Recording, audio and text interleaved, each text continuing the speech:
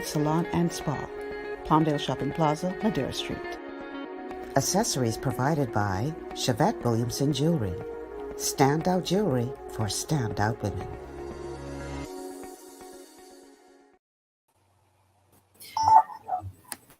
Good afternoon, everyone, and welcome to GPS Global Paradigm Shift on Global 99.5 FM. I'm your host, Michelle Malcolm. And as always, it's a pleasure to be in your company today. Thank you so much for tuning in and making GPS a part of your afternoon routine.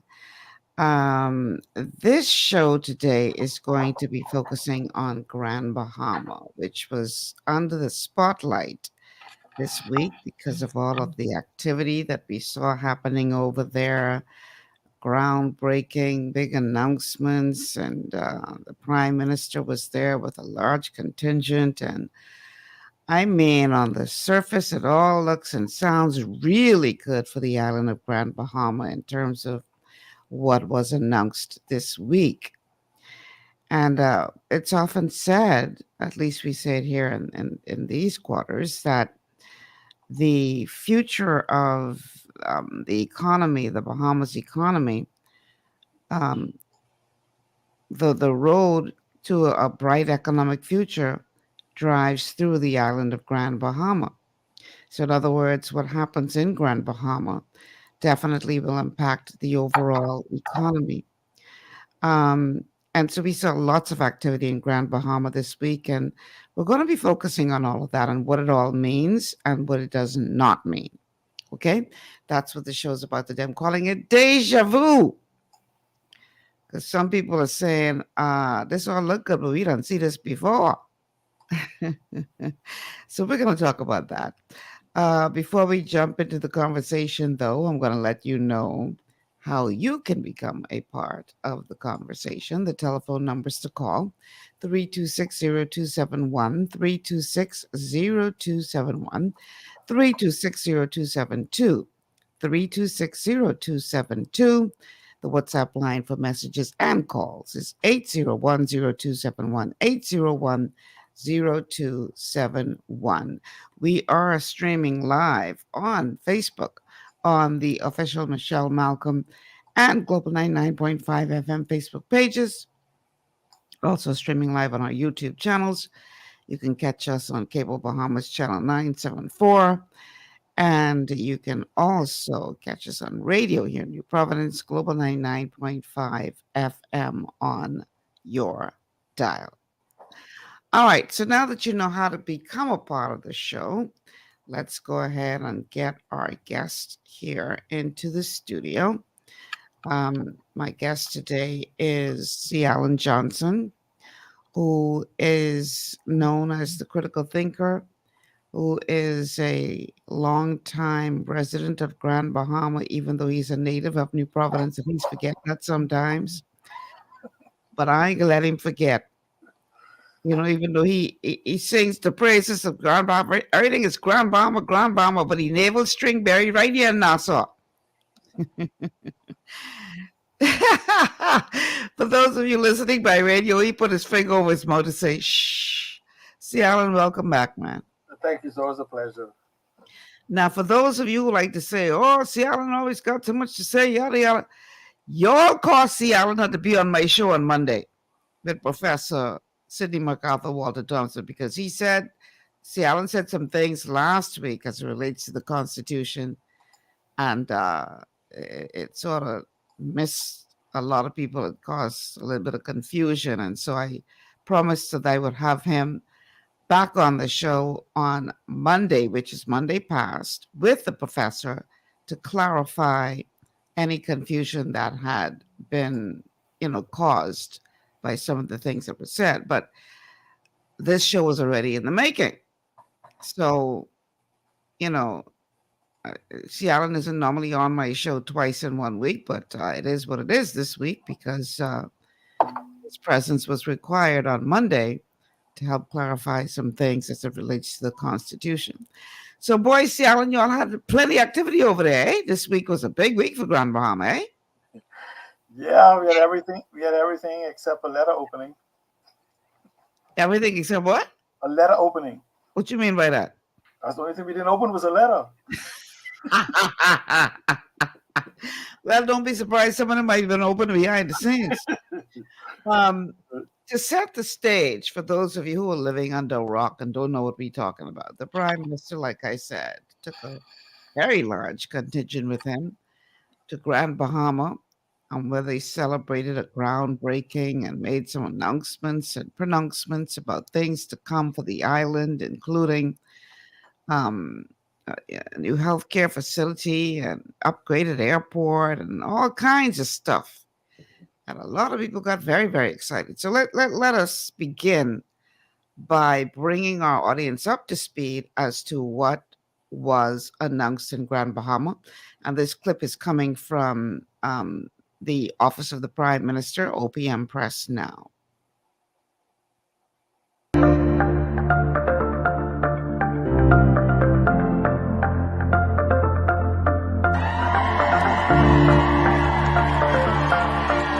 A decade-long vision backed by $210 million in World Bank funding, the Freeport Health Campus is on the way.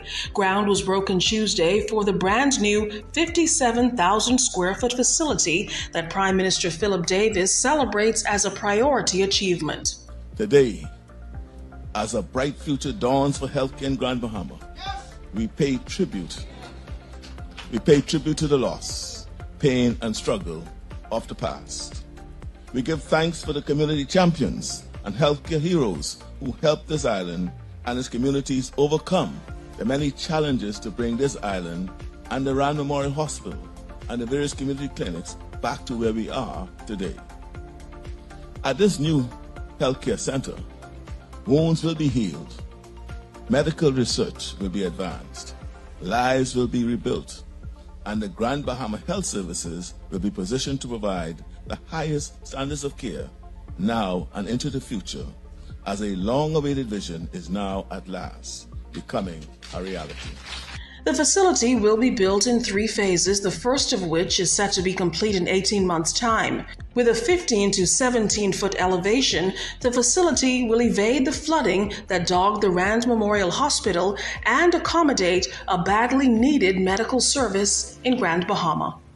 Grand Bahama, this facility will have an oncology center. Very important, because I have seen it. On a Monday to Wednesday, our patients are traveling back and forth for chemotherapy, sometimes could hardly stand on their feet after the procedure. Those days will finally go away. The government has committed to bolster this long-awaited development and the renovations of 41 clinics nationwide with a new and improved national health bill. It's a remedy that Prime Minister Davis is happy to administer on an island making its way back to good health. I pray that this will be the site of many miracles of healing, where the sick will be made well, where broken bodies will be made whole, and where you will always know that you, our healthcare heroes, are in our prayers and in the hearts of the Bahamian people. May God bless you, and God bless Commonwealth of the Bahamas. Keeping you in the know, this is OPM Press Now. Okay, so see, Alan, I look at that and I'm excited. I'm like, wow, this is good for Grand Bahama. Praise the Lord, hallelujah. But some people saying, man, we don't see this groundbreaking before. It's this deja vu. Why are some people so skeptical when it comes to this major development and announcement there in Grand Bahama? Well, for those who have the ability to recall, if you go back to the 2012-2017 PLP administration, a groundbreaking for almost an identical type of environment hospital occurred. It never happened. It never came to fruition under the pre-LP administration. And under the FNM administration, the previous one, it was surrendered to a school. The location of the initial groundbreaking was surrendered to a school, international school for medicine. This groundbreaking occurred a few hundred feet to the west of that location, and it makes the same promises of what will be. The problem is that on Grand Bahama, we've had this experience where we call possibilities versus probabilities that happen. So it is always possible that this can happen, but we're feeling a little improbable that it will happen the way it is announced. If you take into consideration the needs of Grand Bahama, and again, in my opinion, this is more of a happenstance type environment because there's no national planning for Grand Bahama as a economic key figure in the revival of the Bahamas. During that very speech, the Prime Minister made mention of that. He also made mention in Parliament and other occasions that so goes Grand Bahama economy, so goes the Bahamas. Mm-hmm. And what happens is that here it is that you bring a clinic. I know many people will say it's a hospital. From what was described so far, it's a clinic. We have clinics all over this island already, many in needs of repairs and many in need of supplies and supporting equipment to make it more usable in the environment. And the reason I say it's a clinic is this is a design build project. For those who don't understand that a design build project means there's no true design for it, we will think of what we want it to be as we build. Generally speaking, in the construction field, we call that a cost overrun project, meaning that since you don't know exactly what the design is going to be, you have encounters, you have changes, you have so many different things. And so the money that you may allocate becomes very stretched as an environment. And so the key to is they use this concept called a phased development, mean multiple part projects, multiple pieces. So in the initial 1 and 2 pieces, again, we have nothing to substantiate this, but from what is said, it'll just be another place where you can get outpatient services, because the hospital aspect of the beds and operating rooms and oncology centers and things are most likely in the 3rd, 4th, or 5th phase, which could be 5, 10, even a decade away, maybe 15 years away, because no one knows for sure exactly what it is. But when you look at the needs of Grand Bahama and you start talking about developing Grand Bahama, with Freeport being the focal point, you should have a design-built city or island to be able to anticipate the needs that would be needed to attract the type of investments that needed to come to the island. You talk about Grand Bahama being a commercial, industrial, technological, and a hospitality hub. When you begin to look at the needs of those type of environment, you have to ask yourself, would this clinic or hospital, depends on the language you want to use, meet those requirements? And I say absolutely not. And when investors begin to look at a destination or an ecosystem, they want to know, when I put my monies here, what type of healthcare I'll be available to me and my employees. They want to know the facilities that will be available in case of emergencies. They would want to know what type of firefighting type of environment is there to support their investment, protect the investment. They would want to know the whole layout of being able to envision a city that includes the airport also, that what it is. No one is having that type of conversation. I mean, there is some attempts being made. I must give credit to not to the Grand Bahama Port Authority yet, but to one of the principals in the Grand Bahama Port Authority, Mr. Rupert Haywood, that seemingly wants to have that conversation in the public domain that no one has picked up yet, and engaging him in that respect. Individuals like myself, not just myself, but I talked to the business community, are very interested in the initial points that he made, that we have to have such a design to go forward for Freeport. But again, it's just for many in the business environment, it's hopeful, but they're not gonna predicate their business decisions on this actually coming true. It's almost like you said, we've heard this before 1, 2, 3 times, and announcement and pronouncements. We'd like to see more than just groundbreaking, some actual something in the ground that builds up more. But most would be like better is the actual plan of this hospital, what it is, the acreage going to cover, what is the design, the timeline, and for those of us that need to know where's the resources is going to come to actually build what is promised. So, based on everything I'm hearing you say, I guess you sort of can't blame Grand Bahamians for being skeptical because there have been so many promises and disappointments in the past. Um, and so, I can sort of understand the hesitancy um, to really run with this. Even though, like I said at the outset of the show, from what we see and hear, it sounds really good. Um, but I was watching an interview with a gentleman by the name of Mr. Cooper, Darren Cooper. And Cooper, Yeah. that it makes And sense to show. one of the things that he was saying is that, that all sounds great, but it doesn't address the immediate obvious need Yeah. of the RAND, which is, for instance, a bed shortage. And he would have felt better had he seen some kind of announcement as to how that problem would be addressed, even if simultaneously happening at the time when this groundbreaking and huge announcement took place on Tuesday. His argument is, you're looking to the future for several years from now, but what about the person now who can't get a bed in the Rand Memorial because of the challenges that are being faced in that particular facility? Is that a fair um, assessment or critique, or is he really just being extra hard on this administration as it No, announced plans? I would concur with him. The question is, you have a project that's for a few $100 million, Hmm. and the argument is the money is here.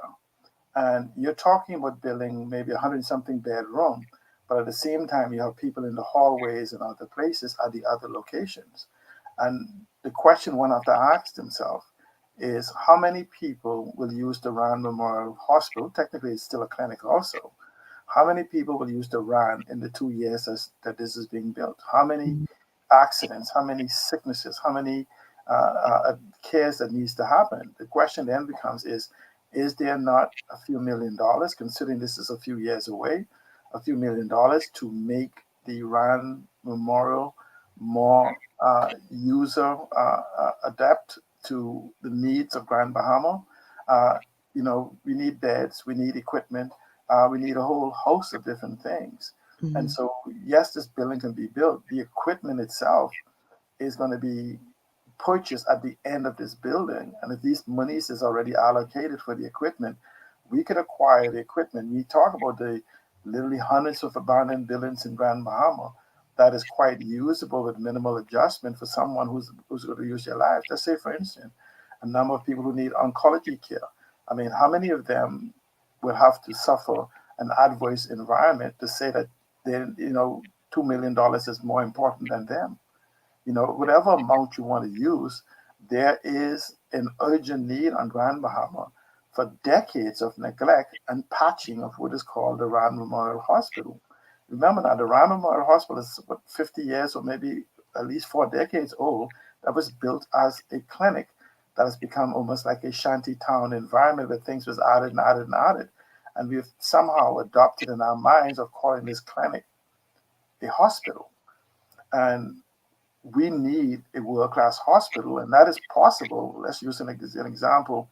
In a short conversation I've had with Mr. Hayward concerning the needs of Grand Bahama and the need to have a medical city or a medical environment on Grand Bahama Hmm. shows that if we was to actually carefully define what it is we want to become, we can create a medical center in Grand Bahama where private investors as part of a PPP or with an understanding in exchange for concessions would make access to public hospital care, even a university in that respect, can be attractive here. Like they have, most people go to Jackson Memorial Hospital and they consider it a world-class hospital, don't know that's the University of Miami school.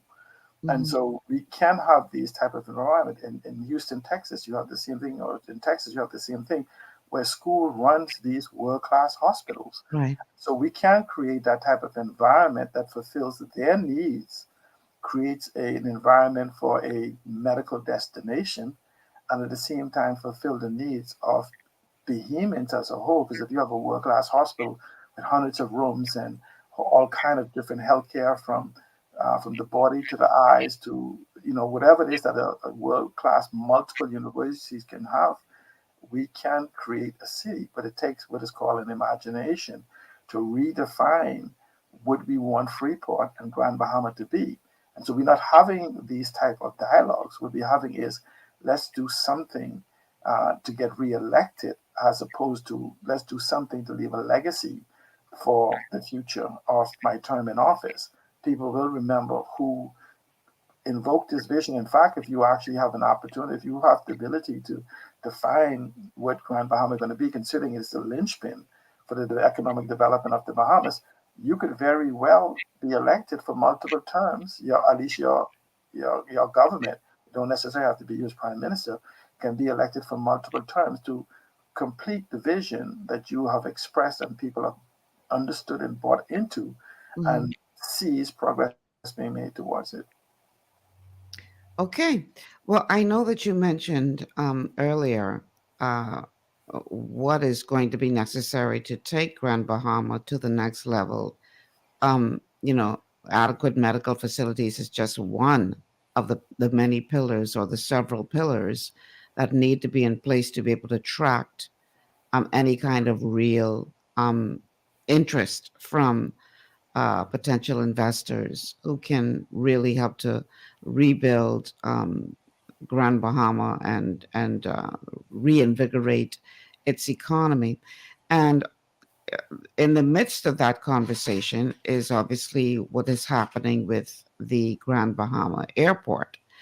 And so we also heard some pronouncements as it relates to what is going to happen there with that facility. That is, again, something that we need to look at closely to see what kind of impact that will have, and realistically speaking, when we can expect to see that come to fruition. So what we're going to do is we're going to take a quick break. And then on the other side of the break, we're going to, and all of this, it's like a fork in the road, but it all leads to one hub. We're going to eventually get to that hub of economic prosperity and future of Grand Bahama. But all of these pillars, these forks, contribute or lead back to that one hub. So we have to talk about them. So on the other side of the break, we're going to talk about the Grand Bahama Airport, because that is critical to attracting any kind of hope for the future of Grand Bahama, whether it is from a touristic look or just the economic outlook of the island. We'll talk about that on the other side of the break. Stay with us. This is GPS.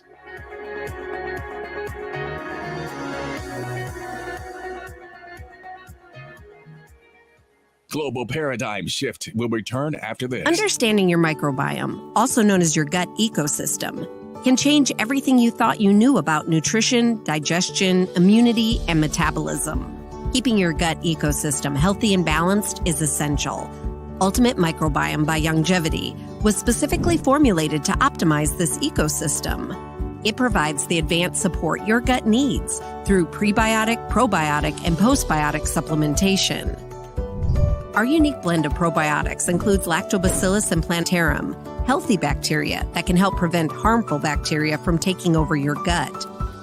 Increasing your gut's population of beneficial bacteria creates a more balanced gut microbiome, which has been shown to aid in weight loss, skin health, sleep, mood, and may even help with seasonal allergies. Ultimate Microbiome also promotes the production of postbiotics. Postbiotics are key to help regulate your gastrointestinal health.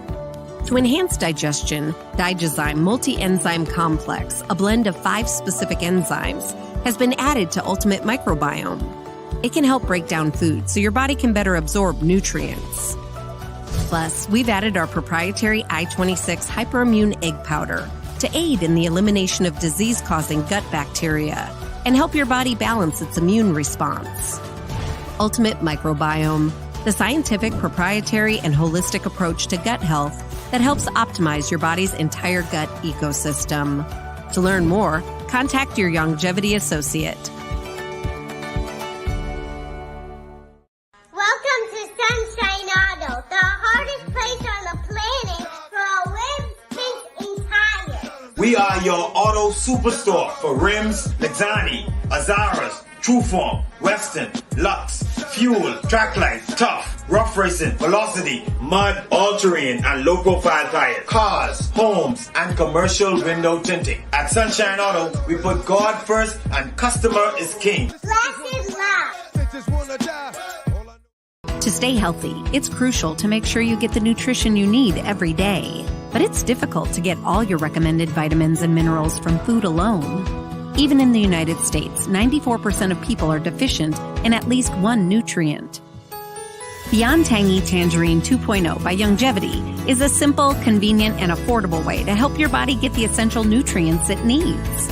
It's an advanced plant-driven multivitamin mineral complex that contains certified organic whole foods, trace minerals, and antioxidants. BTT 2.0 supports your body's natural defense system with a proprietary blend of energy-boosting and body-loving nutrients, plus prebiotics, probiotics, amino acids, and enzymes that support digestion. With an unusually high ORAC score of 8,000, you get even more antioxidants to help combat free radicals that can cause damage to your cells. But to get the most benefit and value from any multivitamin, your body must be able to break down the nutrients so you can fully absorb them. Otherwise, they'll just pass through your system without doing any good. Beyond Tangy Tangerine 2.0 was specially formulated with synergizing cofactors to ensure you get maximum nutrient absorption. Beyond Tangy Tangerine 2.0 is the easiest way to give your body the balance and complete daily vitamin mineral supplement it needs for optimal support of your overall health. To learn more, contact your longevity associate. This portion of GPS is brought to you by Tiki Bikini Hut at Junkanoo Beach. Great food, cool tropical drinks, and family fun in the sun. Welcome back to GPS, Global Paradigm Shift on Global 99.5 FM. Michelle Malcolm here. Make sure you check out Tiki Bikini Hut on Junkanoo Beach, where they have some really, really good food. I haven't had anything there that I didn't like yet. Excellent food, great family-friendly atmosphere. They will make you feel like a celebrity from the moment you walk into the establishment.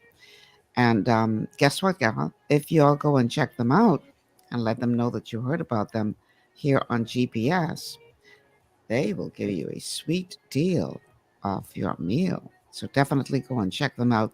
Let them know that you heard about them on GPS, and you're there to support a Bahamian-owned business, and I guarantee you're going to have a wonderful time. All right, so my guest, well, before I go back to C. Alan Johnson, those of you just joining us, talking about Grand Bahama, the numbers to call, 3260271, 3260271, 3260272, 3260272, the WhatsApp line for messages and calls. 801-0271, 801-0271. And we're streaming live on Facebook on the official Michelle Malcolm and Global 99.5 FM pages, also streaming live on our YouTube channels. Catch us on Bahama's channel 974 and here in New Providence on your radio dial, 99.5 FM. So my guest today is C. Alan Johnson. We're talking about Grand Bahama because Tuesday was a big day for the island. The Prime Minister and several members of his cabinet were in town for the groundbreaking ceremony for a new healthcare facility that is coming And we heard all the wonderful things about what that facility will be able to provide by way of services for the people of Grand Bahama.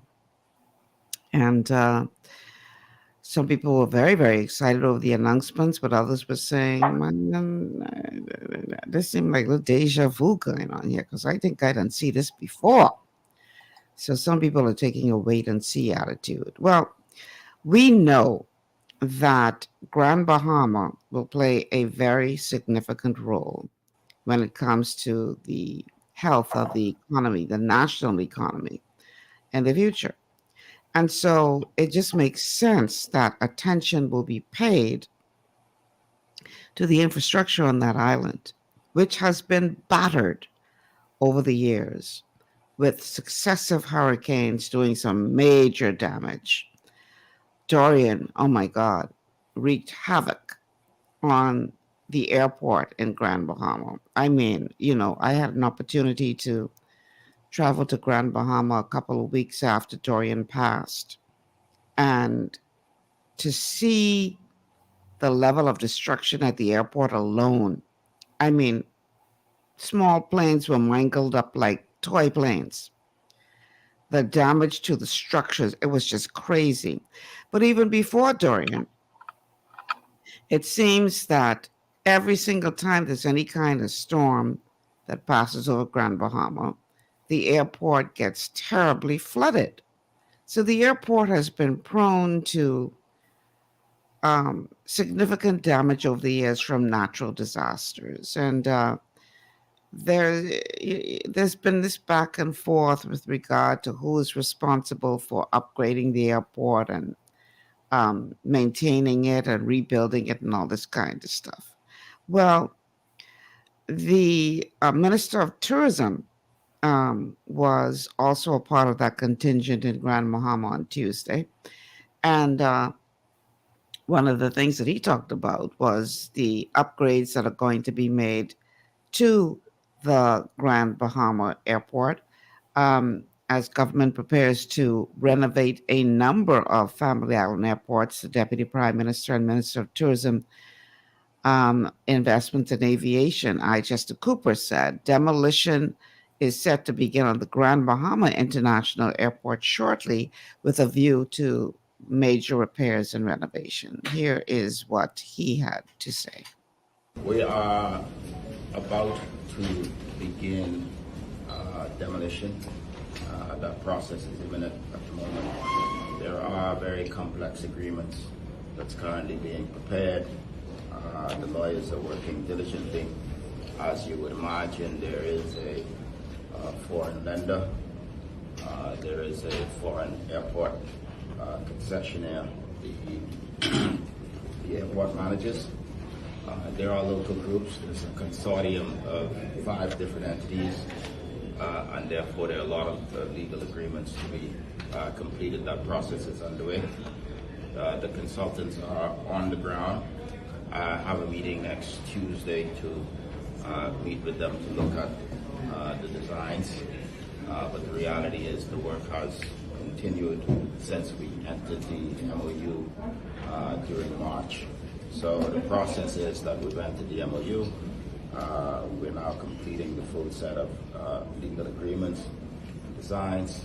We're going to begin the demolition work shortly. Good news, C. Allen. As a linguistic specialist, Uh-huh.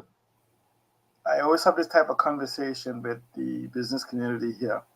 I listen to what people say, and I reference what they have said. I was looking for some previous information just now. What is being said now doesn't match what has been said in the past in regards to before the airport was announced that a deal has been had, when the deal was had, and what is being said now. Those are three different statements. The previous statement was concerning had some similarities of today that we're going to be demoing, cleaning up, and making it acceptable for arrivals. Now, first of all, you made a statement concerning who's responsible for the airport. Okay, let's not talk about them. We can have an argument about the blame game of what happened in the past. But as it stands today, we are, the government of the Bahamas is responsible for the airport. So when you now look at these statements, we were looking for we were looking for somebody to build and manage, build, finance, and manage the airport. A deal was said to have been struck. A leaked deal was been struck concerning a group out of Dublin or Ireland or something of that sort. No denial or yes on that. Eventually, it was announced that we have a consortium of Bahamians involving an architect, a person from a financial background, as well as a company that we are familiar with a location in the UK. So this consortium was announced as the winner to meet the specifications of this design, finance, and build and manage of the other one of this airport. And so we accepted that to be what it is until during the Prime Minister's trip to the coronation, an announcement was made that $400 million of a loan, of a line of credit obtained by the government of the Bahamas would be used to develop an airport in Grand Bahama. A number of us were confused because we didn't know if we were directly referring to the Grand Bahama International Airport or maybe another airport for $400 million was going to be built, because always before this airport was promoted, it was in the 150 up to $170 million range, and this $400 million figure came out. Okay, now comes the Prime Minister and says he misspoke. And $200 million would be allocated towards this airport. And so here it is, that's again $30 million, $40 million above what was announced that the deal was on the table. But the most pertinent question that comes out of this deal is the fact now that government is financing, by virtue of its line of credit, whether it attaches to our sovereign debt or not, is financing this airport. When the deal that was said, or what was put out to tender and what was accepted, was that this, with whoever these other entities were going to build, design, finance, and manage this airport. So we are now very confused here on Grand Bahama from a perspective. In fact, the whole Bahamas has in some respect to that. But now, if you listen to this announcement, and are we in the middle of choosing 6 different designs from among 6 different designs? Stakeholders will be consulted. No one is explaining how this $200 million is applicable. Is this $200 million in addition to the financing that the winning bid is going to bring to the table? We've had conversations and statements from government and otherwise that this is not just an airport, this is an air, sea, land type location for almost like a harbor port transport type environment. And so there's still no clarity in anything that's concrete as to what is going to be done. The announcement made was that this was going to be solid concrete finished in 2025.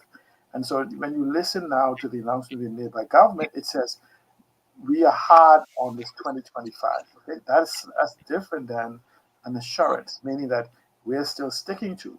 But then you have this conversation again of the airport being built in phases. And so so it seems as if though this phase, which may just be a cleanup phase, is going to be ready for 2025. And so, and because there is no design, there can be no timeline that can actually be attributable to what is going to happen. And so again, for us on Grand Bahama, this becomes more of exercise and intellectual massaging of us than actually giving us a concrete something that we can bet or put money down on, build our businesses on, expand our businesses, take out loans on, and anticipating of growth. the airport, we always had an airport, be it maybe in look like garbage. And in fact, it amazes me that members of parliament would land at an airport and have a press conference saying that we need an airport. I keep trying to figure out where did we land? So what we need is a better facility to accommodate the type of environment. We also need an airport. And here's another point that we don't know. An airport, the location of these facilities, when you take for someone who's involved in the previous inquiries concerning for a client bidding on the airport. In fact, we'll put that the airport was first announced for $30 million under the previous administration. And during conversations that we've had in the public domain and with the individuals, where we came in with $130 million compared to everybody else's 30, $40 million, that the new adjustment of the airport was done to well over $100 million, because we took into consideration a resilient climate environment airport and looking at a bridge between the Bahamas and other places to build this resilient type airport that can accommodate protecting it from offshore on the north coast, as well as building anticipating from the history, because Grand Bahama is a hurricane alley. We are the capital of Hurricane Alley, which I want to come back to later, shows you why Grand Bahama is the gemstone of the global economic conversation that is happening. And we are having almost like candy store type conversation as the Grand Bahama, with a lot of things that is not concrete. These international companies, these international investors are looking for leadership that is clear, concise, and what is it they want to do, and in timelines they have to achieve it, and the resources that they would need to execute it. You don't have to have the resources, but we're not having those. Again, so here it is, the joy of the airport that is so bundled up in duplicitous or triplicitous, or is it quadruplicitous conversation, and we can't determine what is real and what is imagined.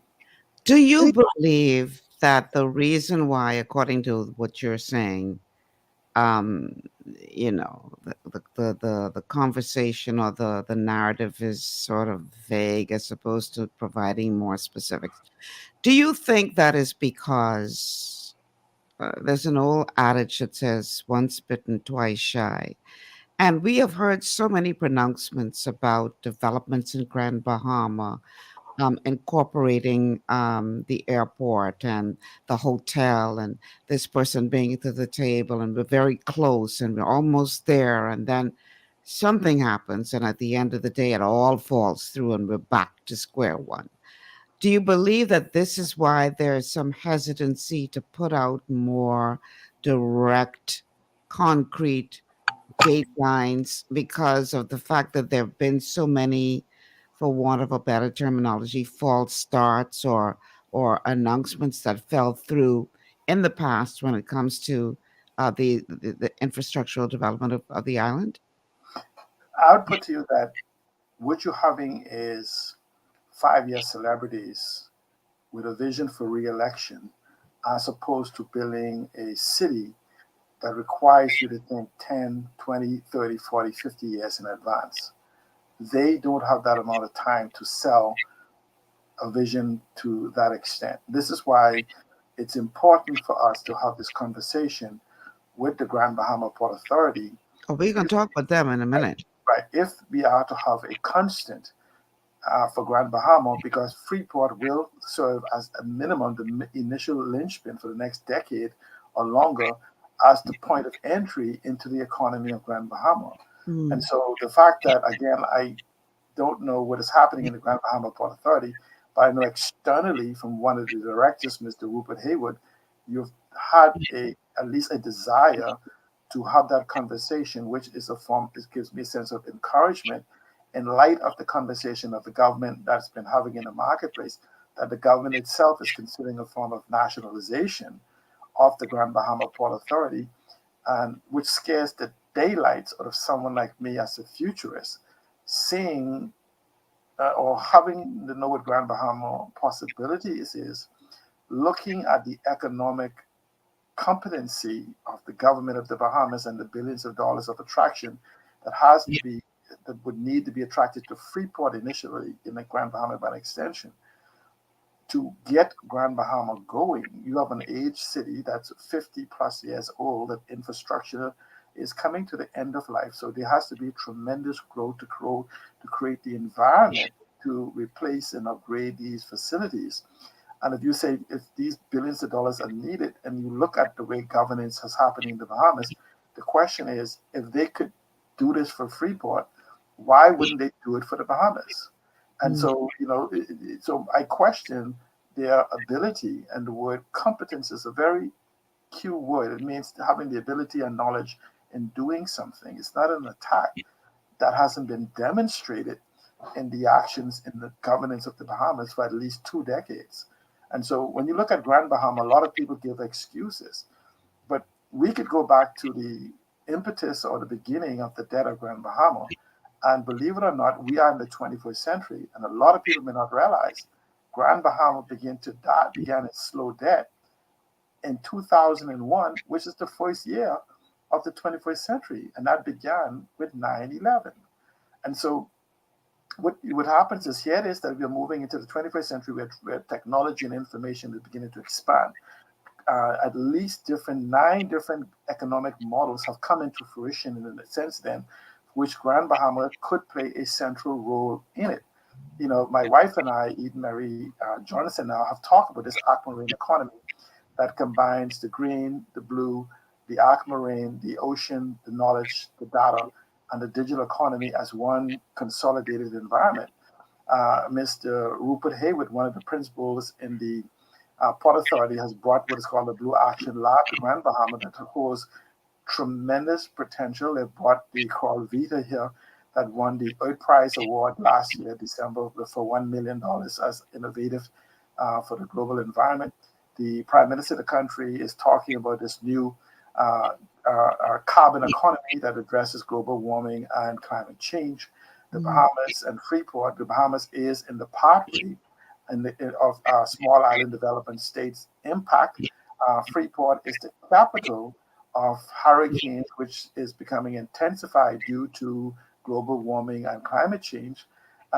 So here it is going back to Mr. Hayward with his Blue Action Lab, and I've since I've been able to team up with Founders Factory, one of the largest what they call our accelerators and startup hubs, and form the Blue Action Accelerator already with its initial funding of $10 million to begin a conversation as to innovation and ideas on the island.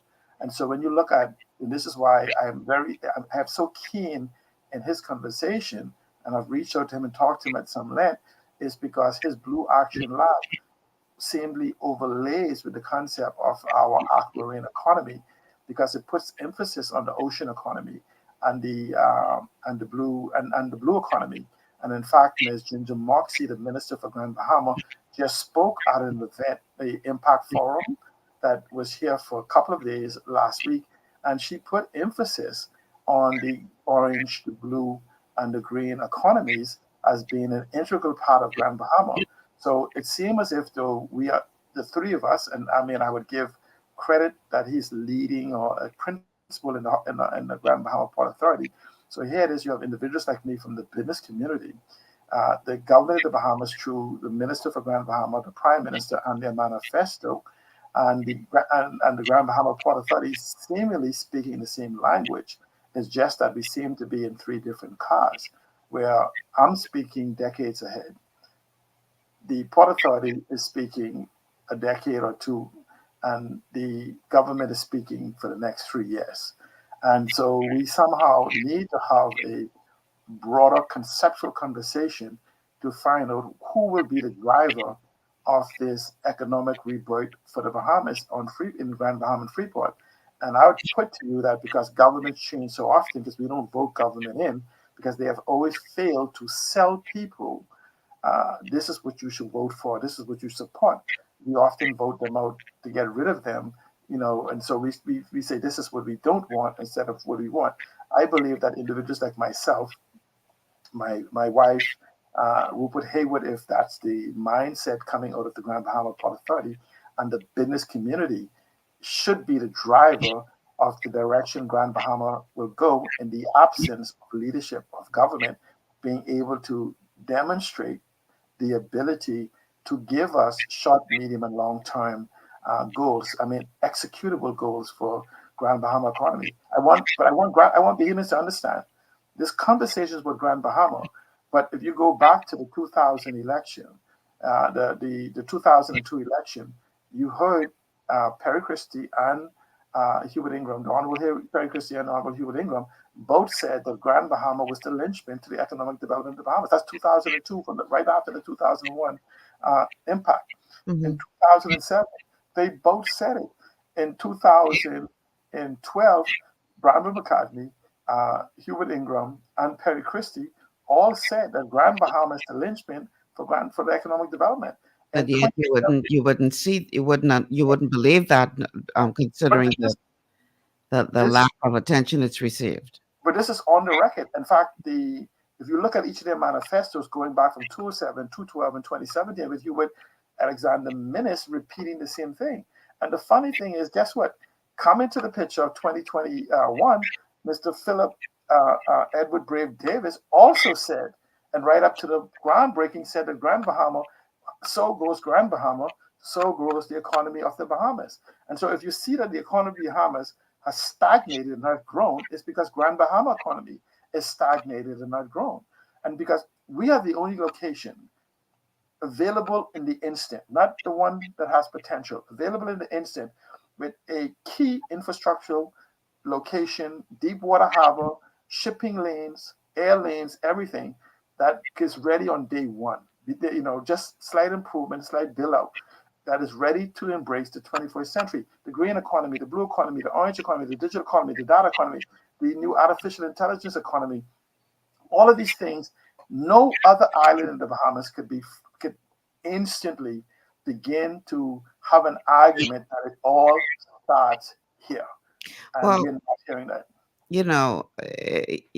That all sounds good, but one of the things that you said a moment ago, which could explain why there seems to be this impasse, and we're going to talk about the impasse on the other side of the break, is that it seems that the players at B are trying to communicate while riding in different vehicles. And I think the challenge is everybody got to get on board the same vehicle in order to communicate effectively. On the other side of a break, is I have pulled a clip with Ginger Boxy because there's this there are reports, at least one news agency is reporting that an executive of the Port Authority has labeled the relationship between the GBPA and the government as, quote, less than favorable, end quote. So we're going to hear from the minister with responsibility for Grand Bahama, Ginger Moxie, on that.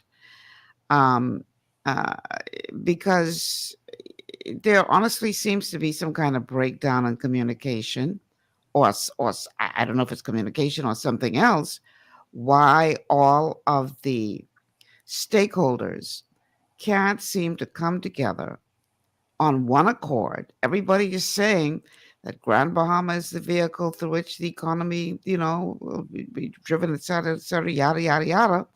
But like I named this show, Deja Vu. Because if we keep hearing the same thing over and over and over again, all the powers that be know that this is what needs to happen. What is stopping it from happening? That's the question that we need to address. So we're going to take a break. On the other side of the break, we'll hear from the minister with responsibility for Grand Bahama, Ginger Moxie, who was responding to the claim that the relationship right now between the Port Authority and the government is, quote, less than favorable.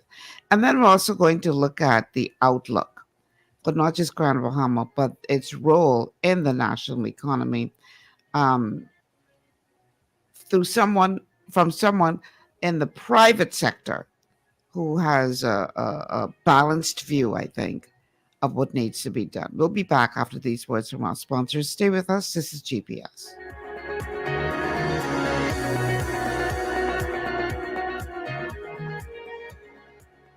Global Paradigm Shift will return after this. Your body's immune system is under constant pressure from things like stress, lack of exercise, and toxins in the environment.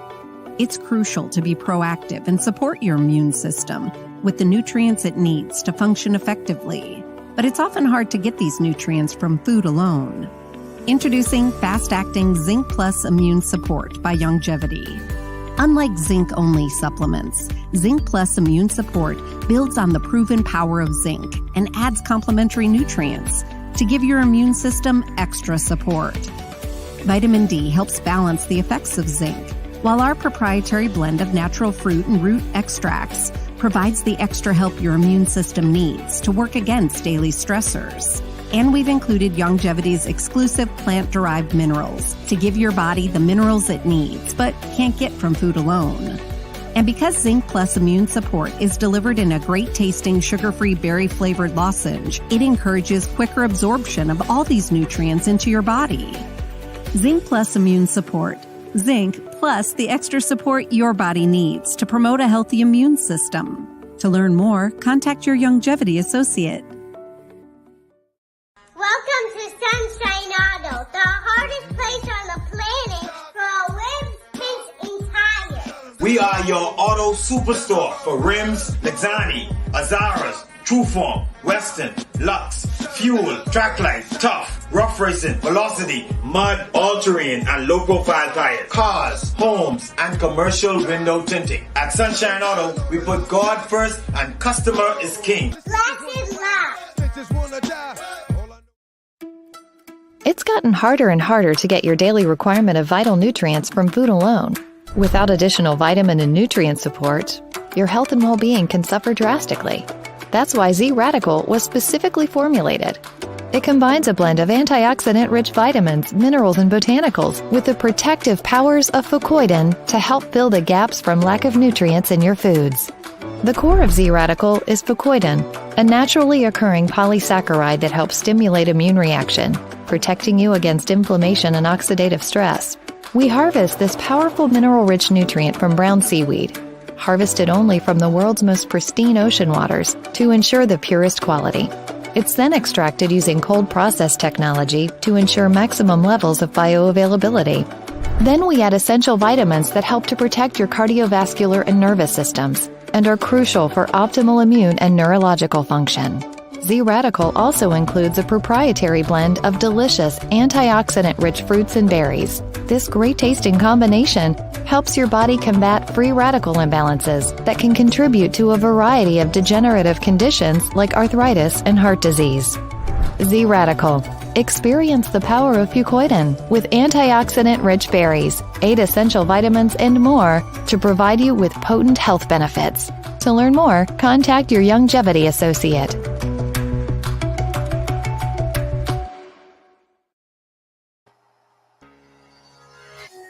Welcome back to GPS Global Paradigm Shift on Global 99.5 FM. Michelle Malcolm here in your company with my guest, C. Alan Johnson. Today we're talking about Deja Vu, Grand Bahama, big pronouncements and announcements. But have we been down this road before? And should we get our hopes up that this indeed will be Grand Bahama's time? The telephone numbers to call 3260271, 3260271, 3260272, 3260272. The WhatsApp line for text messages and calls 8010271, 8010271. We are streaming live on Facebook on the official Michelle Malcolm and Global 99.5 FM Facebook pages, as well as our YouTube channels. And you can catch us on Cable Bahamas Channel 974 and on your radio dial here in New Providence on Global 99.5 FM. See, Alan Johnson is in the house. We're talking about Grand Bahama, as he often says. It is Grand Bahama through which you will have to drive if you want to arrive at a healthy national economy. And we have heard, as he would have just expressed prior to the break, leader after leader say pretty much the same thing, that the road to economic recovery and prosperity is going to have to go through Grand Bahama. Yet you look at that island and you would swear that nobody knew that or understood that to be the case, because it is in dire straits, to say the very least. Now, a big part of this conversation has to involve the Grand Bahama Port Authority, because recent reports say that an executive of the Grand Bahama Port Authority has reportedly, or should I say, allegedly labeled the relationship between the authority and the government as less than favored. And the minister with responsibility for Grand Bahama, Ginger Moxie, responded to that claim, asserting that the government's main concern is to ensure that the best interest of Grand Bahamians remains top priority, regardless of how intense discussions between both parties might be. Here's what she had to say. Well, you know, the Port Authority has had its fair share of challenges over the years. And the government has always strived to work with the Port Authority. Their grandmama has been going through so much. And we need immediate relief, but we also need a Port Authority that is progressive, that is making things happen. And so the government from day one has been communicating with the Port Authority, the shareholders of the Port Authority, to ensure that Grand Bahama is headed in the right direction. So what we want is for the best for our people, for our island. We want businesses to thrive.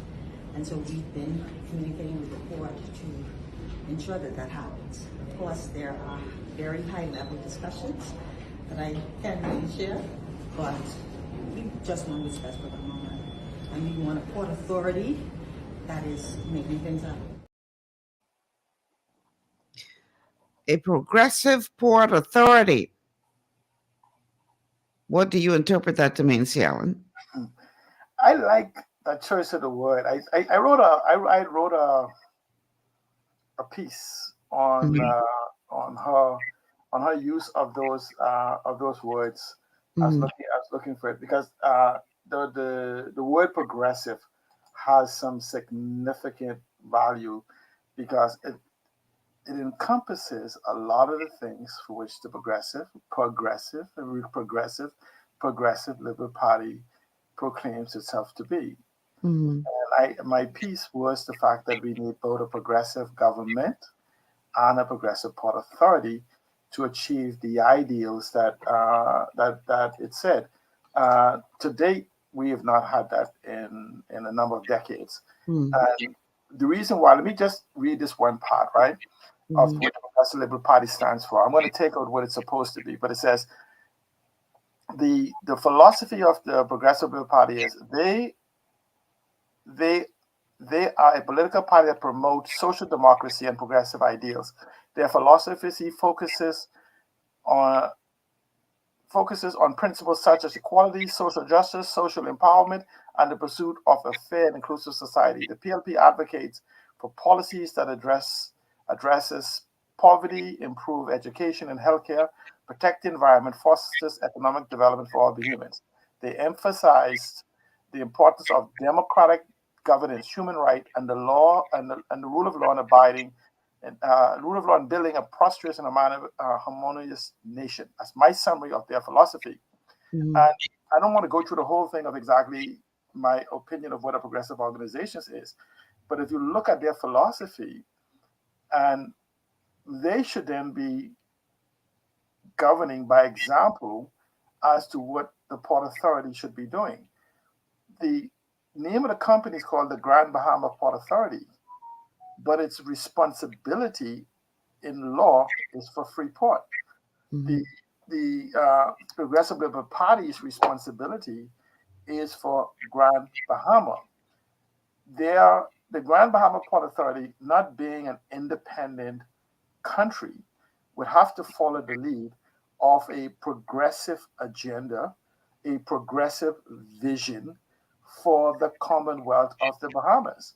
And so if there existed an actual vision for this so-called progressive environment, I think the Port Authority would be forced to fall in line. And so because there is none, and there has been none expressed for going back at least almost 2.5 decades at minimum, we can then argue that they are both playing the game of chicken. You don't have a plan, I don't have a plan, so we both can't hold each other accountable. Would you say the pot calling the kettle black? Don't say anything but me, I won't say anything but you, and they've been playing this game.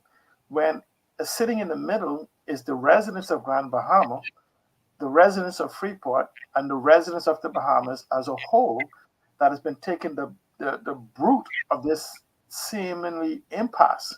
You know, I understand the argument has always been, and the governments in the past have used the argument, well, the co-owners of the Port Authority is fighting.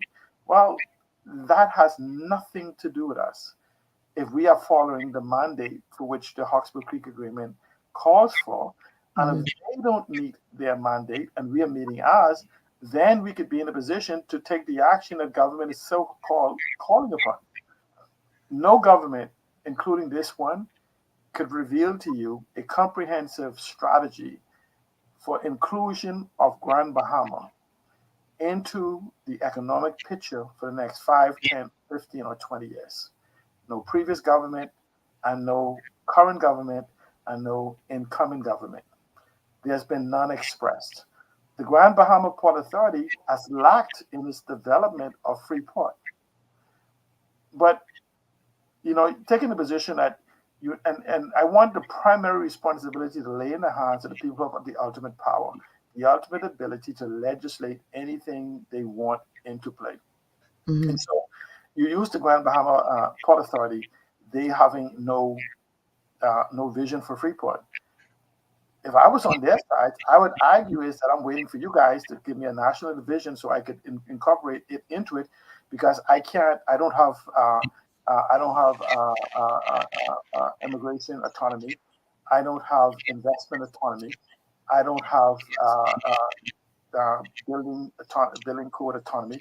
Nothing that the Hawkesbury Creek Agreement originally had exists in its purest form to basically hold Freeport responsible. We should have the Grand Bahama Port Authority, at the table with all of our I's dotted and our T's crossed, and then asking them, what's next? What's now? What's new? And what's next from you? And so I think primarily it's us. And when I say us, I'm talking about we are the government of the Bahamas. We must also understand that the Hawkesbury Creek Agreement is a trust. It isn't just some arbitrary agreement. It's law at the Deepwater Harbor Act, just like murder and rape and all these other different things the law has.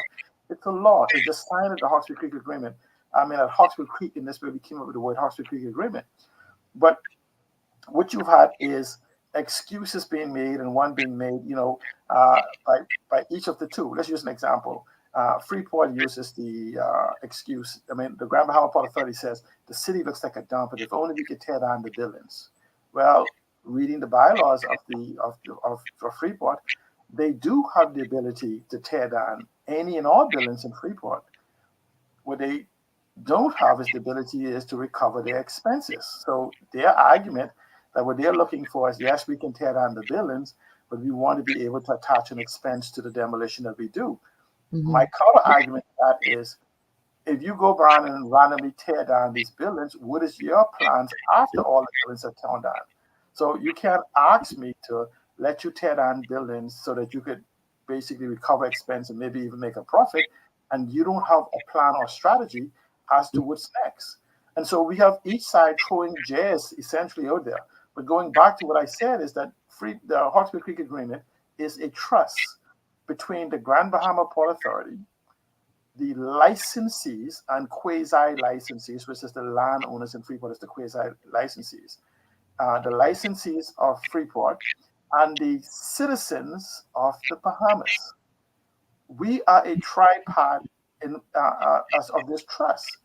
The problem is that we hear it's the government fault from the Port Authority, and we hear the government saying it's the Port Authority fault, And somewhat you have not heard a voice from us, the people who actually controls government, that says, hey, let's fix this. And we have the licensees of Freeport has become just as emasculated as we the citizens have, because they not have not demanded the environment for which they need to exist to actually pay licensing fees and to have this growth environment, to have a city where you have a city of scale where growth happens and everything else.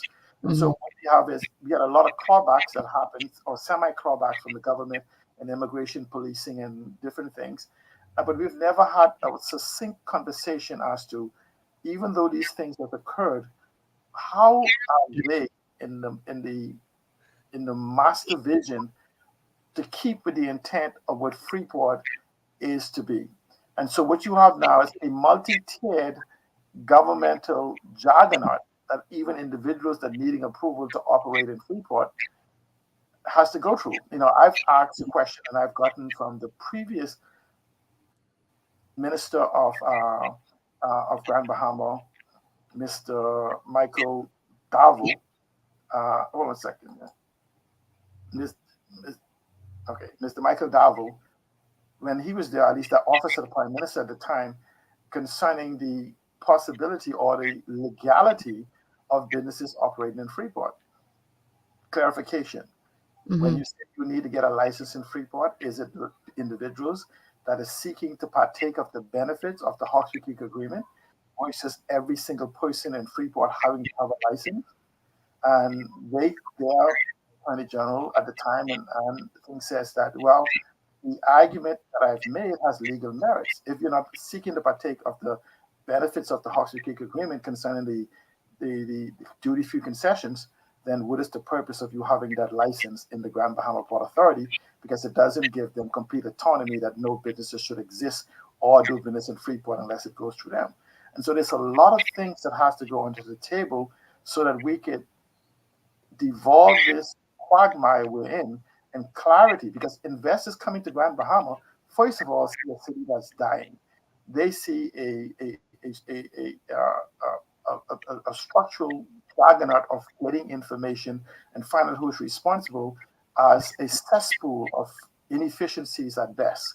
And so both Freeport, the Grand Bahama Port Authority, and the government of the Bahamas has been doing a disservice to both the licensees, who is the beneficiary of this trust, and the Bahamian people, who they represent as a whole as the beneficiary of the trust. So that means, really, if 80% now, back then, remember now, 90% of the licensees back then may have been foreigners.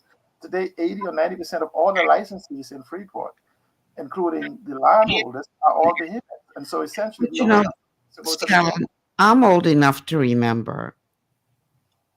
It may not have been perfect, the relationship, but I'm old enough to remember when, for all of its imperfections, the relationship worked to the degree where Grand Bahama was the envy in many instances of the islands. It was the jewel in the Actually, crown. the Caribbean, right? So it did at one point work. Yes, but only to the degree, uh, only to the degree of only to the degree that I'd put to you that after the Banner Break speech, what we had was a management regime that sustained Grand Bahama where it was at that time. And if you look at Grand Bahama infrastructurally, and from 1973, or whatever it occurred, there has been no major infrastructural improvement to Grand Bahama. So what you see, in spite of the envy of the rest of the Caribbean, tells you the foresight that went in building this thing, that here it is almost 60 years, 50 years later, these infrastructurally is still an envy of most of the Caribbean. But the hotels that we look at selling, uh, there's a hotel, it's a tripod type environment. You have the Pelican Point, and you have the Memories Resort. Those was built in the 60s. I think 65 for each of them, 64 and 65 for each of those. One was built in 1997. But if you look at most of the major infrastructure that the Grand Bahama Port Authority wanted to turn down, most of those was built pre in the 70s or earlier. And so there's been, except for some industrial type environment and one or two housing and whatever else, there's been no real economic growth in Grand Bahama. At one time, we had over a dozen hotels that carried a hospitality industry, which people speak of when they talk about the magic city. They wasn't talking about industry. They were talking about the magic city of this hospitality, this tourism type environment. And so what we had is a maintenance type environment because we were not building anything new. We essentially have reached the end of life of these products in these type of environment. And so as it stands right now, very few of those original hotels exist today. And even Westin, the capital of Grand Bahama, played a very important role. And nobody even talks about Westin as if the Westin don't exist. Westin is the capital of Grand Bahama. And the Jacktaw hotels and others also played a role in Grand Bahama being the magic island, as opposed to just because everything was concentrated in Freeport, became the magic city. But when you look at Grand Bahama now and what has happened in the last 40 years, we have to question why we thought that it would last forever. And so we did no forward thinking growth. And I would say that the now we have to understand the Hayward family goes back to the original signing of the Hawkesbury Creek Agreement. The Georges entered the pictures after independence in this so-called maintenance type environment. And Everson George and Sir Jack did an excellent job of maintaining an order, or how you say, they were excellent managers of the city. But we moved, because of independence, into parking this growth machinery potential. And I think it was partly, and you asked why is it Grand Bahama developed now? It is part because it's a threat to the power hierarchy that's been developed in the Bahamas. It's a threat to the political the plutocracy that's been developed in the Bahamas. It's a threat to the oligarchs in the Bahamas. And what do you mean by that? Very easily. Fix Grand Bahama today. Forget what it could have been. Let's talk about today. If we were to look at a hospitality and tourism product and these other things that could happen, these economies that Hayward speaks of, the blue and the green and ocean economy, the economies that I speak of, the digital, the knowledge economy, the data economy, artificial intelligence, IoT, you're talking about an immediate need on Grand Bahama within 5 years for very easily 50,000 residents. And people go, whoa, 50,000 additional residents. That's a construction boom. That's a boom of everything. But you have to understand is where would those 50,000 people initially come from? They will come from the other islands, and they will come from New Providence primarily. And that sounds like an exchange. Well, New Providence itself is becoming a shanty town, a dump. Okay, that'd be great if we could move 50,000 people. What you don't understand is that when you move 50 to 60,000 people, you're now moving 4, 5, 6 constituencies out of New Providence onto Grand Bahama. So you're now transferring the economic and political power from New Providence, that's controlled by a select group of people, into Freeport and Grand Bahama, for which they have no control of the harbors, the airport, and the economics of this island yet. I mean, there's been a move towards it. Believe it or not, you're seeing that with the airport. You're seeing that with this recent airport deal, and you're seeing that attempt with Oban. And so what happens is that it's almost as if though a particular movement is to get control of Grand Bahama before the economic development is allowed. But when you look at the fact that you're now talking about the need for 10,000 bed and breakfast, just imagine 5,000 Bahamian families owning 2, or even 3,000 Bahamian families owning 4 pieces of those into the bed and breakfast market. You're now talking about a family that has a baseline of very easily $200,000, $300,000 a year in income that comes into this family. That changes the, what 3,000 in 10 years who become millionaires become a power force against the small group of individuals that has it. They become a voting bloc because now you can't, and empowered people will choose amongst them. So you then begin to lose control of parliament. Okay, so we're going to have to cut our conversation a bit short today because we do have a sponsored segment that's coming up in the last half hour of the show. But I definitely want to spend some time while I have you talking about the outlook for Grand Bahama. Just recently, our news sat down with the vice president and group head of investment management at RF Bank and Trust, David Slatter, about the outlook for the Bahamian economy for 2023 and the role of Grand Bahama in that outlook. Here's what he had to say. One of the key ways to improve the economy of Grand Bahama would be to get the tourism sector up and running again. And their number one tourist plant is Arlequaya, and it still remains not sold. And until the airport is repaired and airlift is sufficient to bring people to that resort, it's probably not going to get sold. So solving the issue of the airport will help solve the issue of selling Arlequaya, will also help motivate individuals and companies to invest more in the tourism product in Grand Bahama. So the airport is key for Grand Bahama, but there are positives happening. I mean, little things like, for example, cleaning up parts of the island that where the buildings are knocked down or dilapidated, whether it's from Hurricane Dorian or simply abandonment. Simply cleaning up the space and making it a single clean lot versus buildings that are dilapidated and falling down. That also will inspire individuals to consider investing, right? I'm not going to invest in a property if the first thing I have to do is spend $100,000 to remove rubble. If the rubble is gone and I've got a clean slate and I can use my imagination how I can turn that into a productive asset, that's also an important important factor for the recovery of Grand Bahama. I know we have a little time. Let me just say this, right? I agree with him on the airport. I'm not bought into the hotel being sold. We've spent $200 million so far on the hotel. If you take $100,000 per new bed and breakfast, that means we've spent the equivalent money we spent on that hotel is 2,000. We could have built 2,000 bed and breakfast for Bahamians to own and manage for the $200 million we spent, and nobody's there. Imagine 2,000 brand new bed and breakfast that we could have built. You have two hotels there. The two hotels I mentioned, Pelican Point and Memories, has to be torn down. So technically, out of the 1,235 rooms, we maybe have 550 rooms there that can be rehabilitated. Somebody coming in going to have to spend $300 million or more on just trying to rehabilitate that hotel. $300 million would build 3,000 bed and breakfast on Grand Bahama. So the airport and a strategy for the tourism product is absolutely necessary. And the ability with fintech and other things that we talk about, this DARE bill and other things that we're not having a conversation, gives a gateway for Bahamians, for those 3,000 rooms to be built. But we don't have those as a conversation and concept. We need not dress up the past.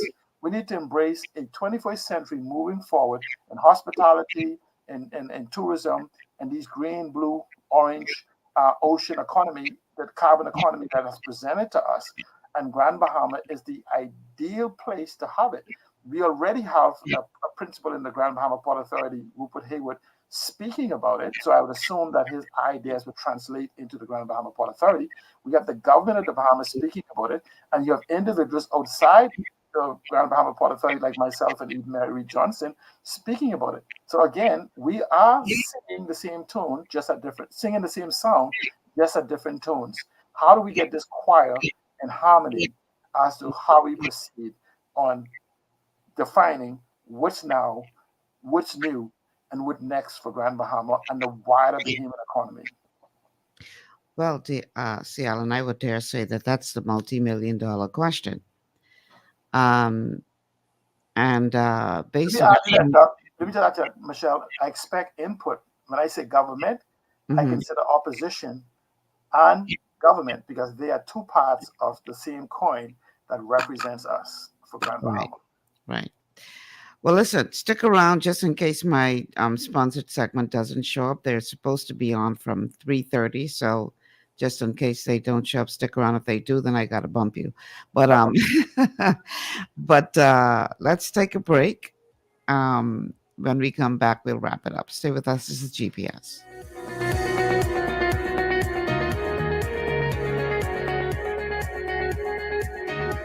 Global Paradigm Shift will return after this. At Lee Air, safety is our number one priority. Flying since 1996, we offer scheduled flights into Fresh Creek and Mangrove Key Andros and Great Harbor Key, Berry Island. twice daily, 7 days a week. Affordable charter services are also available to anywhere in the Bahamas and the Caribbean. Lee Air Charter Services. Call 225-3267, 702-7127, or 322-1317 for reservations. Understanding your microbiome, also known as your gut ecosystem, can change everything you thought you knew about nutrition, digestion, immunity, and metabolism. Keeping your gut ecosystem healthy and balanced is essential. Ultimate Microbiome by Longevity was specifically formulated to optimize this ecosystem. It provides the advanced support your gut needs through prebiotic, probiotic, and postbiotic supplementation. Our unique blend of probiotics includes Lactobacillus and Plantarum, healthy bacteria that can help prevent harmful bacteria from taking over your gut. Increasing your gut's population of beneficial bacteria creates a more balanced gut microbiome, which has been shown to aid in weight loss, skin health, sleep, mood, and may even help with seasonal allergies. Ultimate Microbiome also promotes the production of postbiotics. Postbiotics are key to help regulate your gastrointestinal health. To enhance digestion, Digizyme Multi-Enzyme Complex, a blend of 5 specific enzymes, has been added to Ultimate Microbiome. It can help break down food so your body can better absorb nutrients. Plus, we've added our proprietary I-26 hyperimmune egg powder to aid in the elimination of disease-causing gut bacteria and help your body balance its immune response. Ultimate Microbiome, the scientific, proprietary, and holistic approach to gut health that helps optimize your body's entire gut ecosystem. To learn more, contact your Longevity associate. For all your building needs, it's Carib Construction and Project Management on Gladstone Road. We build it all: schools, homes, hotels, and more, including structures requiring a Phase 3 electrical contractor. We also provide project management services. The first step towards your dream building begins at Carib Construction and Project Management. Call us at 376-1556 or 341-4466. One of the things I love about the mailboat is their relationship with Bahama's Air. I can earn travel points on my international freight and redeem them when I fly.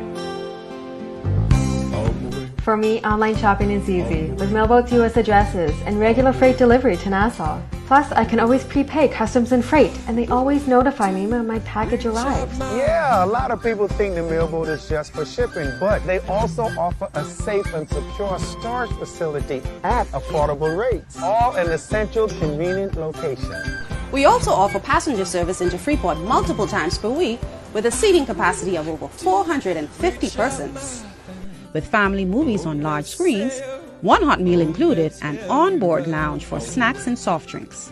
We're the mailboat. We're bridging people, products, and places.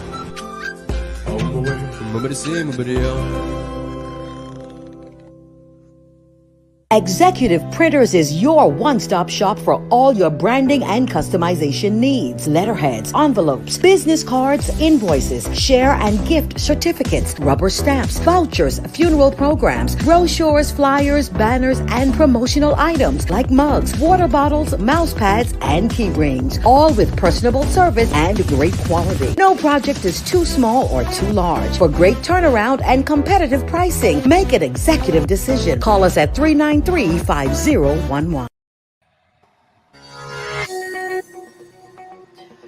Welcome back to GPS, Global Paradigm Shift on Global 99.5 FM. Michelle Malcolm here in your company. Just want to say a big thank you to C. Alan Johnson, who was the guest for the first 3 quarters of the show. Thank you, C. Alan. I'm going to let you so go. Much. It's my pleasure. I'll listen in. But all right. For Bahama, just focus. Grand Bahama is your savior. Just consider. All right. Thank you so much. Thanks so much, guys. See you later. All right. So we have in studio with us Mr. Richard McComb. Mr. McComb, welcome to GPS. Good afternoon. And he is here to tell us about an initiative that's happening in Norman's Key in the Exumas, because guess what, y'all? All of y'all who are looking for work, they are hiring. And they Great came stuff. here. Big stuff at Guan and Norman's Key, the Exuma. So, Mr. McComb is here to tell us about this development and what it is that they're looking for and who they're trying to attract and why you, particularly if you are qualified for any of these positions that are available, should make sure that you get your resume in front of these folks because they're looking for people now. Welcome to the show, Mr. McComb. Thank you very much. Great to be here. So tell us about this development in Norman's Key and why Bahamians ought to be lining up to apply to become a part of your team. Well, it's a great opportunity for us in the Bahamas as a whole from a tourism perspective. But over the last 3.5, 4 years, we have been doing a development here, which is coming to the point where it's becoming a resort more than a development and a construction site. So what we're doing now is we're staffing up for our resort. Our resort is a 6-star exclusive community with the entire island. It includes the marina, an airport, restaurants, villas, cottages, cabanas, and all of that. And we're at a stage now where we're trying to build the team that's going to carry the resort package forward. In that regard, we're looking for people from all walks of life and all skill sets. Obviously, we have from the hospitality side, we have food and beverage, we have restaurants, we have housekeeping, we have maintenance. Because we own the whole island, we have essentially a city to run. So we have water makers and generators and wastewater systems, sewer systems, IT, and all of those things. So the opportunities are extensive here. Our challenge here is that we are a 6-star plus resort. We are affiliated with the Surf Club Four Seasons in Miami Beach, the Four Seasons Brickell in Miami, Four Seasons in West Palm Beach, and the Four Seasons in Fort Lauderdale. So the standards that we have to maintain and show every day are that level of excellence. So a huge part of what we need to do is to get the right people early on and give them the tools, the training, and the support necessary to let them shine. The challenge that we've had to date is because it's a remote island, people basically need to move here to work here as opposed to driving from their home. So part of our exercise now, and we're in the midst of it, is to create a community down here that supports people wanting to live here, not just work here. So there's a lot of stuff we are doing internally to try and make it the place for everybody to come to. And we're at the very beginning of that journey. So we're looking for people. Tomorrow we'll be there at the Labor Department in Palmdale, taking applications, talking to as many people as we possibly can to see where we can fit people in. We have a lot of specific jobs to fill now, but as we go forward, we expect to have 100 or 150 people working at the resort. So we're also trying to get leads on people who we think can contribute to our product in the future as well. So the time is right. We're prepared to mentor, to train, and to elevate all of the skill levels that people need to shine in this quality of a resort in the Bahamas or in the rest of the world as we speak. So let me ask you, because as someone who has worked at a resort on a family island, I have to tell you that life is sweet when you are able to get yourself a good job on one of those exclusive family island resorts. You're talking 6 stars. So we're talking really high end here. What will the company do to accommodate persons from other islands who will need to move? Yes, ma'am.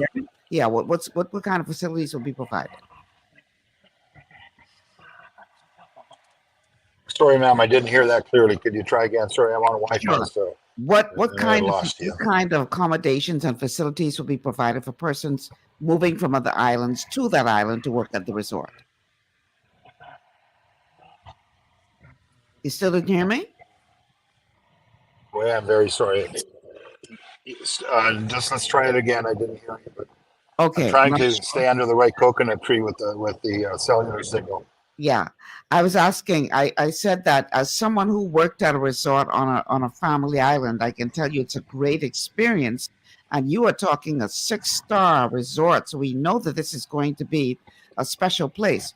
What facilities are being put in place, or what accommodations are being made for persons who do apply from other islands who end up being hired there? How would you accommodate them to make them comfortable there?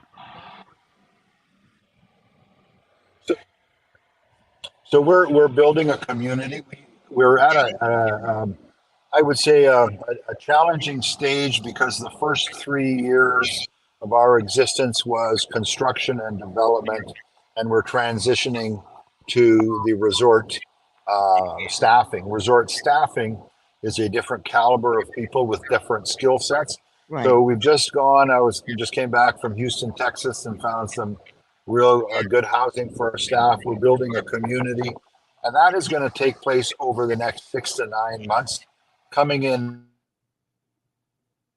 go forward. Oh, you know, we have recreation facilities on tap. We have all of those things that we need to make our staff village a community. Sounds great. Okay, so let's give out some details. I see somebody putting their number in the chat, but listen, folks, what you need to do is you need to show up to the job fair. Don't put your number in the chat. Show up to the job fair, which is being held tomorrow between the hours of 10 a.m. and 4 p.m. at the Department of Labor, at the office of the Department of Labor, which is located in Palmdale. And you're going to be asked to present certain credentials. You must be willing to relocate to Norman's Key. Accommodations and meals will be provided.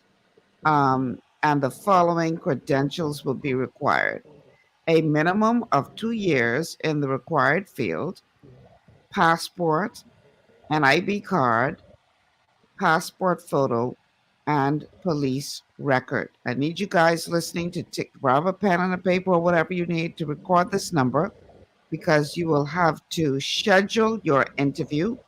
And that number is 302-2550. Again, the number to schedule your interview is 302-2550. I see Mr. McComb it looks like he's having some challenges with his internet connection because his video is frozen. So hopefully, we may have lost him there. Hopefully he'll be able to sign back on as quickly as possible.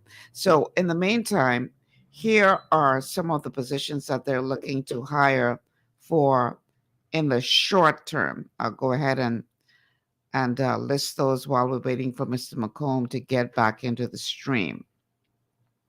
So it says a fast-growing company is currently looking for the right candidates to fill the following positions, and those positions are AC technicians, kitchen technicians, pool maintenance, plumbers, electricians, painters, white glove carpenters, engineers, generator and aquatic mechanics. I will repeat those positions because Mr. McComb his feed is dropping in and out. So I'll repeat those positions again. I see he's back on now. I'm just repeating the. So can you hear me, ma'am? I can hear you clearly. Yes. Can you hear me? Yes. So one thing I would like to say is that there are many more positions available than that, and also the requirement for hiring is a police certificate, the NIB, and all of that. But tomorrow, you know, even if they don't have an appointment, I would love to see them get their name, and we can communicate beyond that if they don't have that in hand, because it's more important for us now to know who's out there, and we can arrange the communication afterwards. And the skill sets we need, those are the imminent ones, but we have multitudes of them beyond that, from restaurant managers to serving staff to maintenance managers that are not on that list. But as we go through this next 3, 4, 5 months, we're going to need those positions as well. So I am actively looking for anybody who wants to be a star and a professional star in a world class 6-star plus facility. They need to come and see me so we can get their name, we can connect, and work to a great future together. Now, one of the things that I'd like to advise people listening who are interested, for God's sake, show up looking like you come to apply for a job. Come there to impress the man. Don't come there dragging slippers with curlers in your hair and your shorts on. Dress professionally, come prepared to present yourself as the possible candidate who can be incorporated into a 6-star resort environment. Because we ain't talking, Chuck E. Cheese. We talking high end here. So come ready to impress the folks who will be interviewing or gathering information so that you can be seriously considered to take on one of these positions. So again, well, I'm having difficulty hearing everything at this stage. Okay, all right. I don't know if you can hear me. We can hear you. Yes. One of the things that we do as a part of our initial assessment is try and get an assessment of people's behaviors to see that, they fit the model of a customer-driven employee that's guest-facing and professional. I don't know if you heard that, but that's one of our principal criterias is to understand the behavioral patterns of the individuals. Right. Okay. So walk-ins are welcome. Okay. Even if you don't have an appointment, walk-ins are welcome. So you're welcome to just show up like Mr. McComb said, just so they can gather information from you to reach out to you to see if you would be a good fit for this development. Again, we're talking about hiring opportunities for a 6-star resort in Norman's Key and the Exumas, a 6-star resort. And this is taking place tomorrow, May 19th, from 10 a.m. to 4 p.m. 10 a.m. to 4 p.m. tomorrow. The place is the Department of Labor's office in Palmdale, Nassau. And as you would have heard Mr. McComb say, they are looking for not just persons on the list that I mentioned, but many, many other positions as well. They're looking for persons who can become a star in a 6-star environment. What type of personalities are you looking for, regardless of the position that they're applying for, Mr. McComb? If you can hear me. People need to be outgoing, incredibly friendly, and guest-facing. Obviously, you have to look the part as well, but our guests expect every moment of their visit to be represented by professional people. So it doesn't matter what skill set you have, whether it's in landscaping, it's in serving, or it's in maintenance or in housekeeping. Everybody that's here needs to present themselves as professionals in the industry. And expectations are very high on a 6-star resort. So we need to make sure that we give them the tools, we give them the training, but then people's personal behaviors need to fit the bill as well. If they're not outgoing, there's certain positions that they could fill. But, when a customer walks by, you need to look at them, smile, acknowledge them, and be prepared to pick up a suitcase or whatever they need to do, to satisfy that guest. So it really is a profession of hospitality, which in the Bahamas, we were the best in the world at one point. I think we struggle occasionally now, but we've got some incredible resorts that are doing very, very well now and doing a great job of it. And we just want to be a part of that group and, build a team that does exactly that as well. Mm-hmm. Okay. So once again, I will give out the number for those of you who do wish to make an appointment to be interviewed. That telephone number is 302-2550, 302-2550. But even if you don't get to make the appointment, walk-ins are welcome. Okay, so don't think that if you couldn't get through to make the appointment, then you should just not show up. No, walk-ins are welcome. So make sure you go there professionally dressed, ready to be interviewed, and to show these people why you should be considered to join such a prestigious team.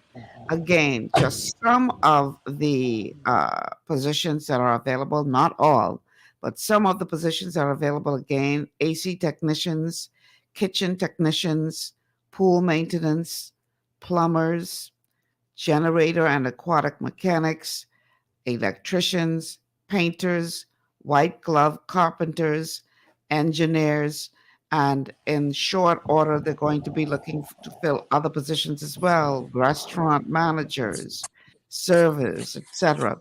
So make sure that you come prepared uh, to show why you would make a good part of the team. Because, like I said, as somebody who has worked in a family island environment at a resort, I can tell you some of my happiest days were spent there. And I suspect you will probably have a good experience working at Norman's Key as well. So, again, the job fair is tomorrow, May 19th, 10 a.m. to 4 p.m. 10 a.m. to 4 p.m. at the Department of Labor office in Palmdale. Okay, that's where you need to be. And again, if you have the following requirements to carry with you, please do.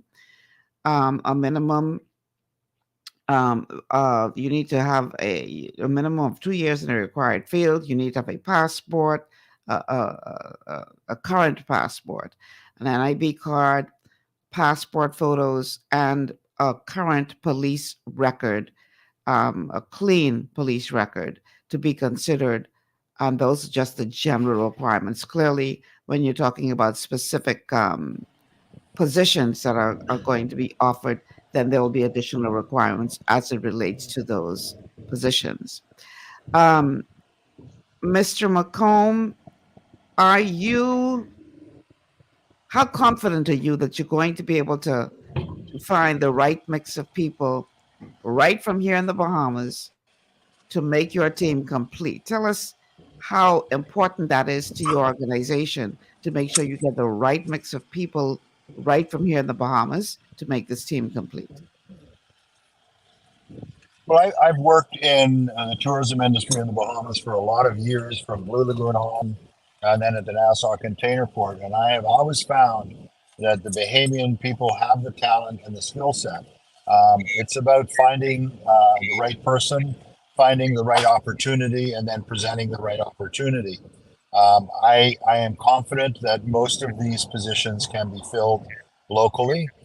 People need to be inspired. I mean, we're not talking about a person who just is going to have a job that gets a paycheck. We're looking for people whose heart is in the job, whose behavior is consistent with the type of job they have, and they have a passion for excellence and a passion to improve their own well-being, their lifestyle, and their profession.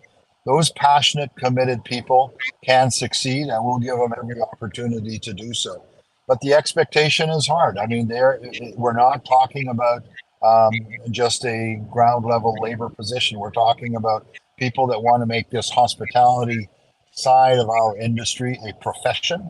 So it needs a commitment, it needs a heart, it needs effort. And with those things and, our support, I'm pretty sure we can do a great job filling locally. That's my ambition from the beginning. Fabulous. Okay, so candidates must be again willing to relocate to Norman's Key, and they're making it very easy for you. They're providing accommodations and I'm sorry, I've lost you, but I still see you, but I've lost you. Yeah, we can hear you perfectly. They are making it easy for you by providing accommodations and meals, people. This is a great way for you to work in a fantastic environment, save. If you're looking to save towards future goals, this is a great opportunity for you because you'll be able to do so because both your accommodations and meals will be provided for you if you are relocating to Norman's Key from another island. So again, Norman's Key and the Exumas is now hiring. Tomorrow is the place to be. Time, the place to be is the Department of Labor office, Palmdale. The time, 10 a.m. to 4 p.m. I highly recommend that you get there early because I suspect that there will be a long line of people who will be there to try to grab one of these positions. Make sure you come ready, looking like you're serious, with the right attitude, dressed nicely, and prepared to interview and explain why you should be considered to be a part of the family. How many can you say, can you give us a guesstimate, Mr. McComb, of how many positions you're looking to fill? We need about another 30 in the short period of time. So it's a lot. Immediately we need probably 20, 30 within 3 months, and then we go from there. So as the development continues and we get more villas and assets turned over, that number is going to increase. We want people to get in early so that they can, make their mark, give us an opportunity to make them successful, and hopefully make them leaders. Yes. Okay. So trust me, I can tell you, you're probably going to get more than 100 people show up. I wouldn't be surprised. So if you're only talking those numbers of people, then those of it that there who are looking for work, please put your best foot forward, because it's going to be, I'm sure, a lot of competition for these positions. Whenever there's such a job fair, we see a ton of people show up, and I suspect it will be the same in this case as well. So come prepared to make your case about why you should be the one chosen to take a position there. So once again, the information that you need to know: tomorrow, 10 a.m. to 4 p.m., Department of Labor office in Palmdale. Norman's Key in the Exumas is hiring for a 6-star resort environment. You cannot beat this. They will provide accommodations. They will provide meals. So make sure you show up on time, look in the part, ready to interview. Any final thoughts you want to give us, Mr. McComb, before we let you go? Well, I thank you very much for your efforts and your show today. Unfortunately, it was sporadic because of my cellular connection, but I do appreciate it, and I look forward. I will be meeting everybody myself there tomorrow, so I look forward to seeing you. I'm pretty sure you're gonna be pleased with the turnout. Thank you so much for being here. Thank you very much, ma'am. Thank you so much. Have a good day. You too. So again, Okay, the number to call to make an appointment to schedule the interview is 302-2550, 302-2550, but walk-ins are welcome. We're going to take our final break, and then we're going to wrap up GPS. Stay with us.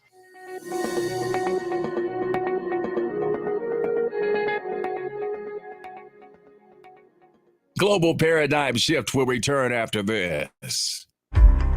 Blood sugar levels play a key role in your appetite, weight gain, and overall health. When you have a blood sugar spike, you can feel confused, dizzy, and even have increased cravings. Eating carbohydrates, sugary or fatty foods, and not exercising can all cause blood sugar spikes. But now you have help in managing blood sugar levels. Sweeties by Longevity was designed to help support healthy blood sugar levels so you can power through your day. It's a synergistic blend of minerals, herbs, and nutrients that have been proven to support healthy blood sugar levels. Sweeties includes chromium, an essential trace mineral that's known for its contribution to healthy blood sugar levels and improved metabolism of carbohydrates, fats, and proteins. Cinnamon bark has been included for its naturally occurring antioxidants and support of a healthy heart. And we've even added gymnema. It's been used in Ayurveda for centuries to help promote healthy blood sugar. All the ingredients in Sweeties work together to give the best support available for blood sugar control. Sweeties, the blood sugar support supplement from Longevity that helps control cravings and manage blood sugar levels through your day. To learn more, contact your Longevity associate. Welcome to Sunshine Auto, the hardest place on the planet for rims, paints, and tires. We are your auto superstore for rims, Lexani, Azaras, Trueform, Western, Lux, Fuel, Trackline, Tough, Rough Racing, Velocity, Mud, All-Terrain, and low-profile tires. Cars, homes, and commercial window tinting. At Sunshine Auto, we put God first and customer is king. Blessed love. As you age, factors like health, weight, diet, and lifestyle can all impact your bones, joints, and general mobility. Even everyday exercise can lead to wear and tear on your body. Over time, you might start to experience stiffness or pain due to damaged joints or connective tissue. Ultimate Glucogel by Youngevity was created to help you limit the effects of wear on your joints. It delivers a daily dose of collagen-rich gelatin your body needs for joint elasticity and maintenance. Ultimate Glucogel contains a 1-to-1 ratio of gelatin and glucosamine sulfate, which is a key building block of your bone matrix, cartilage, ligaments, tendons, and connective tissue. Gelatin's unique blend of amino acids not only help with muscle and joint health, but also has been shown to provide additional benefits for the brain, skin, and hair. Ultimate Glucogel. Natural, optimal daily support for joint health. To learn more, contact your Youngevity associate.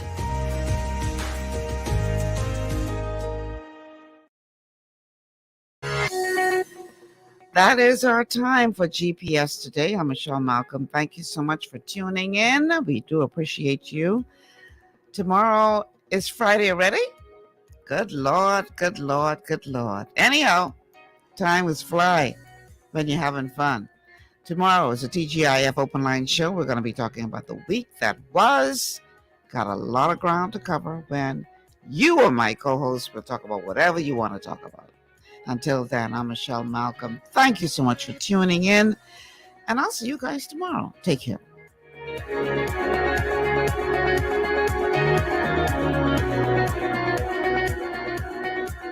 Global 99.5 FM reminds our listeners that the views and opinions expressed on this show are those of the host and guests and not necessarily